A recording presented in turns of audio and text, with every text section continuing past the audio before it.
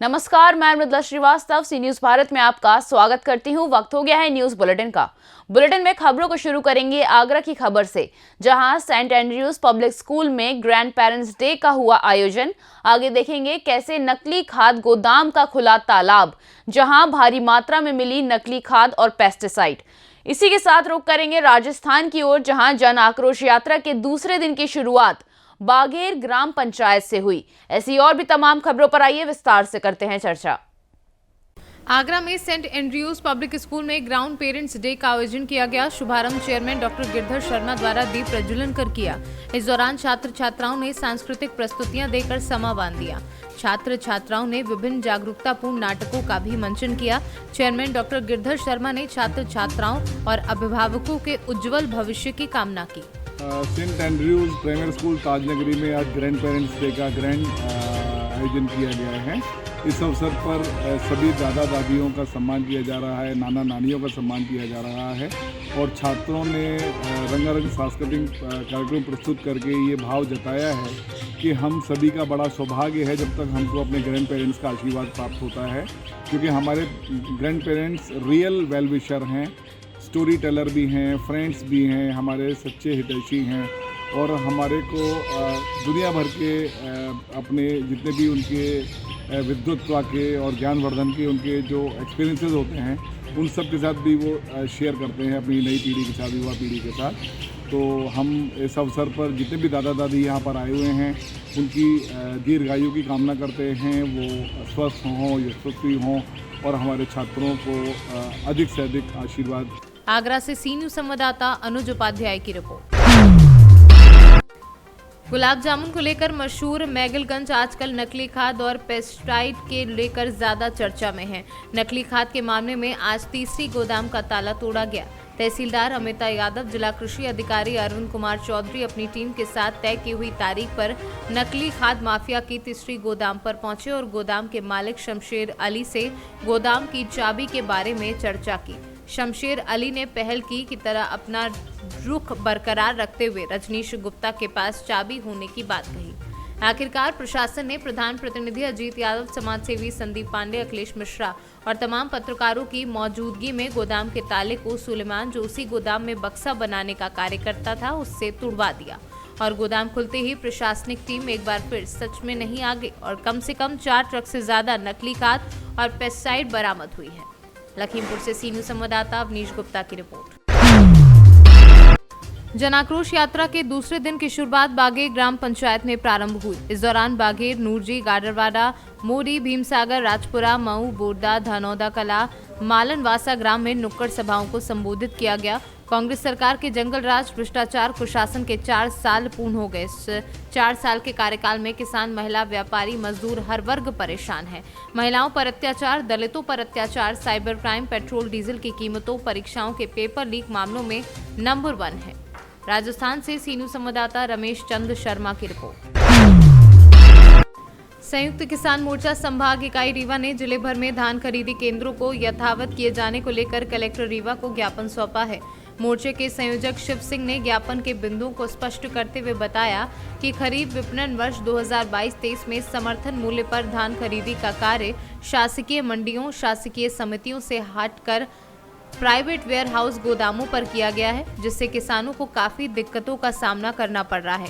अब तक शासकीय मंडियों, शासकीय समितियों में ही धान खरीदी की जाती थी, जहां पर ग्रामीण किसानों को सुरक्षा के साथ साथ स्थान, छाया, पानी सहित अन्य समस्त सुविधाएं प्राप्त होती थी तथा मंडी समितियां किसानों से कुछ शुल्क भी जमा करा लेती थी, जिससे मंडी समितियों को आर्थिक मजबूती मिलती थी।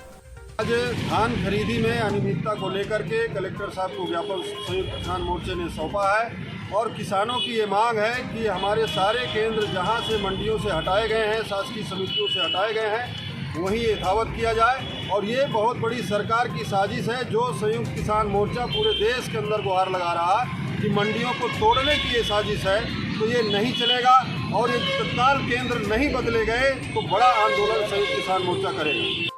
सरकार खरीदी केंद्र नहीं बदलना चाहती है बल्कि मंडी तोड़ने का षड्यंत्र रच रही है। पूरे जिले भर में तहसील स्तर पर सरकारी मंडियां हैं जहां किसानों के पैसे से मंडी का ढांचा खड़ा है। सारे किसान चाहते हैं कि ये खरीदी मंडी समिति के अंदर हो, और जब किसान मंडी समिति के अंदर गल्ला ले जाता है तो पर्ची कटती है, वो मंडी समिति के खाते में जाती है।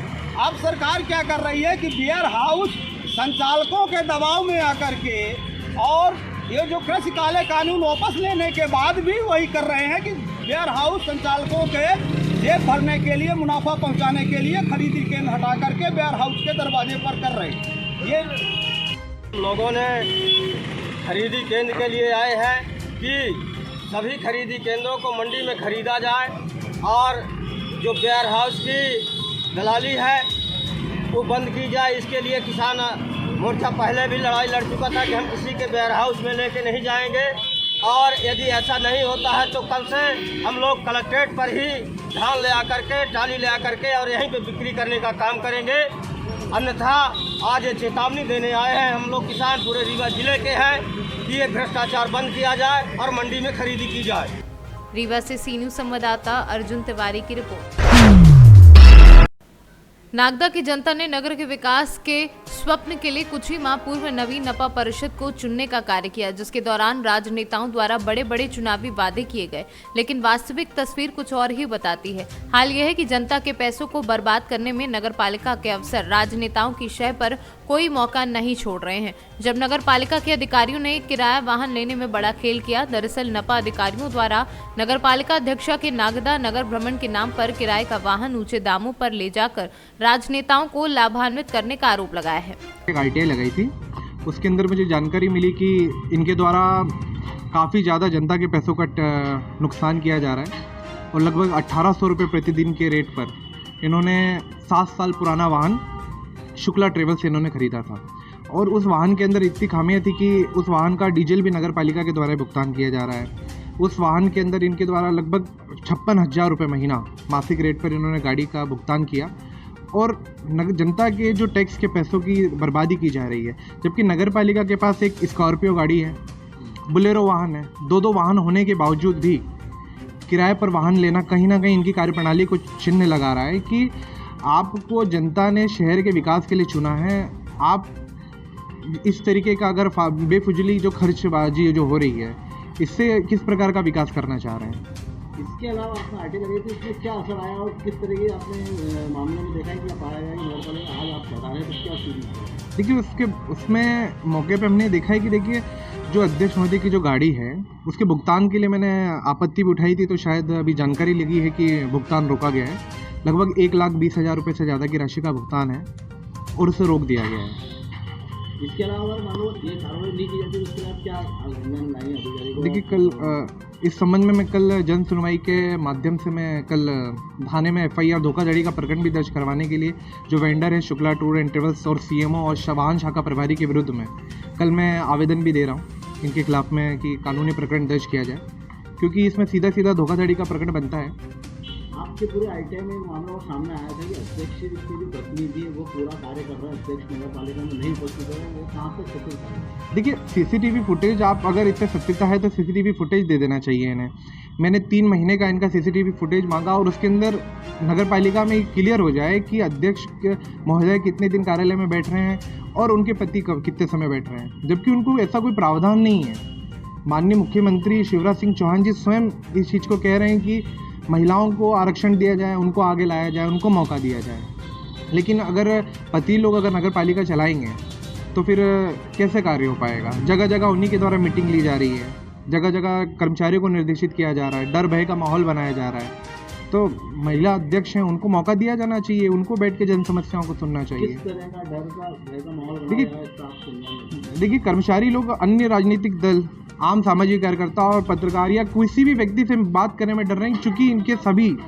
उज्जैन से सी न्यूज़ संवाददाता सुरेश जाटवा की रिपोर्ट। अपराधियों को कानून का डर आज भी नहीं है, तभी वो खुलेआम जान से मारने की धमकी देते हैं। दबंग प्रवृत्ति के व्यक्ति ने साधन सहकारी समिति के सचिव को जान से मारने की धमकी दी है। मामला रायबरेली जिले का है, जहां की निहस्ता साधन सहकारी समिति के सचिव इंद्रेश कुमार को क्षेत्र के ही रहने वाले दबंग नीलेंद्र सिंह ने फोन करके जान से मारने की धमकी दी है। हेलो हेलो हेलो, हाँ फोन कर रहे थे? फोन कर रहे थे आप? नहीं, हम आपको कहाँ फोन किए? अरे अभी कर रहे थे ना, उस पे आया फोन 94 54 55 62 इंद्रेश बोल रहे हैं। हेलो, कहाँ पर यह बताओ? रायबेलीम। तो फिर कब यो थाने आ जावे हम, जब हमका बुलावा जाए ना, हमका जब बुलावा जाए तो आ जावे।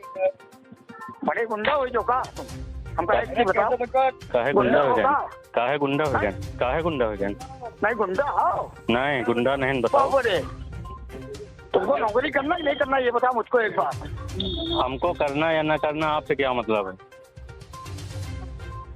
तो तुम्हारे दादे हो, तुम्हारा बहनी विद्या देखा गिरा की बात करते हो। चाहे कोई कर्मचारी कितना गरियाओ तो ये कोई वह है लाठी लेके मारे दौड़ो। रायबरेली से सीनू संवाददाता इंद्रेश की रिपोर्ट।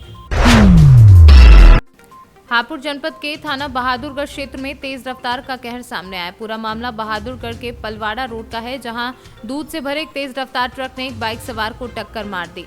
इस दौरान मौके पर ग्रामीणों की भीड़ एकत्रित हो गई। मामले की सूचना बहादुरगढ़ थाना पुलिस को दी गई। घटना की सूचना मिलते ही बहादुरगढ़ थाना पुलिस आनन फानन में मौके पर पहुंची और पुलिस ने क्रेन की सहायता से ट्रक को हटवाया। इस दौरान पुलिस को ग्रामीणों की मदद भी लेनी पड़ी। घायल अवस्था में कुछ लोग आए थे, क्या था पूरा? आज 4:30 बजे एक मृतक अवस्था में हमारे यहाँ पे बॉडी लाई गई और जो कि बुलंदशहर के बताई गई हैं। और बहादुरगढ़ पुलिस लेकर आई थी? हाँ जी, बहादुरगढ़ पुलिस लेकर आई। अच्छा, तो जब यहाँ पर आए थे वो जिंदा थे या फिर? नहीं, वो मृत अवस्था में लाया गया। हापुड़ से सीनू संवाददाता मुनेंद्र संधू की रिपोर्ट।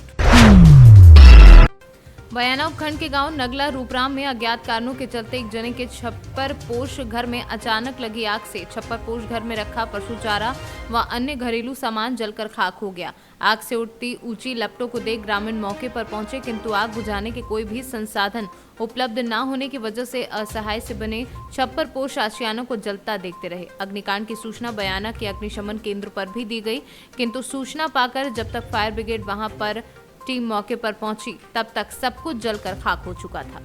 राजस्थान से सीनू संवाददाता लोकेंद्र शर्मा की रिपोर्ट। बयाना के ब्रह्माबाद रोड पर एक पेट्रोल पंप पर कई दिनों से खड़े एक 22 चक्का ट्रक ट्रेलर को अज्ञात वाहन चोर चोरी कर ले गए। पीड़ित ने पता लगाने पर इस मामले में पुलिस में मामला दर्ज कराया है। वहीं पुलिस ने भी अज्ञात वाहन चोरों के विरुद्ध मामला दर्ज कर तहकीकात शुरू कर दी है। राजस्थान से सीनू संवाददाता लोकेंद्र शर्मा की रिपोर्ट। फिलहाल के लिए इस न्यूज बुलेटिन में बस इतना ही। अगर आप अपने शहर या क्षेत्रीय खबर पर निगाह बनाना चाहते हैं तो लॉग इन करें हमारी वेबसाइट www.cnewsbharat.com पर और जुड़े रहें दिन भर की खबरों के अपडेट्स के साथ। हर खबर आपके साथ, आपके हाथ।